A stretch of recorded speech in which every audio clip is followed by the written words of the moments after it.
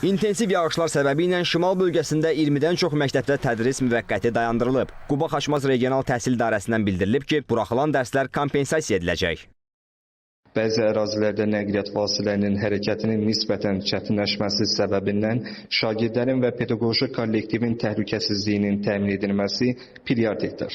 Bu səbəbdən çətin relyefə malik bölgələrdə yerləşən az sayda təhsil müəssisəsində tədris prosesinin həyata keçirilməsində qısa müddətli fasilələr yaranıb. Davamiyyətdə qısa müddətli fasilələrin müşahidə edildiyi təhsil müəssisələrində keçirilməyən dərslərin dərs cədvəlinə uyğun şəkildə kompensasiya edilməsi istiqamətində zəruri tədbirlər görüləcək.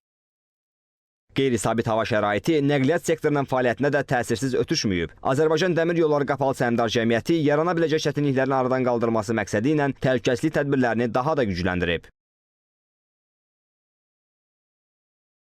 Hazırda qatarlar qrafik üzrə hərəkətini davam etdirir, bütün infrastruktur obyektlərinə fasiləsiz nəzarət edilir. Təhlükəsizliyin təmin edilməsi məqsədilə sürət həddinin endirilməsi səbəbindən bəzi istiqamətlər üzrə qatarların qrafikində qismən kənara çıxmalılar ola bilər. Aramsız külək və yağışın qatarların görünmə məsafəsini və səsinin eşidilməsini məhdudlaşdıra biləcəyi nəzərə alaraq sərnişinlərdən stansiya və platformalarda qatarları gözləyərkən diqqətli olmağa xahiş edirik. Davam edən yağıntılar şimal bölgəsində yerləşən bir sıra rayonlarda elektrik enerjisinin verilişində qısa müddətli məhdudiyyətlər yaradıb. Çətinliklərə baxmayaraq Azərşıq ASC-nin əməkdaşları böyük fədakarlıqla yaranan qəzaları aradan qaldırmaq üçün gecə-gündüz fasiləsiz gücləndirilmiş iş rejimində çalışır, qabaqlayıcı tədbirlər həyata keçirilir, yağış sularının ərazidən kənarlaşdırılması, eləcə də güc mərkəzlərində təmir bərpa işləri davam etdirilir. Həmçinin regionlara, xüsusilə də dağlıq və dağətəyi ərazilərə əlavə mal material göndərilibdir.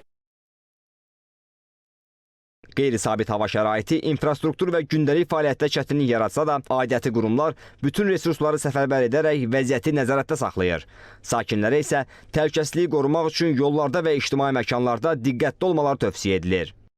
Nərgiz Orucova, Natiq Çıraqzadə, ASTV Xəbər.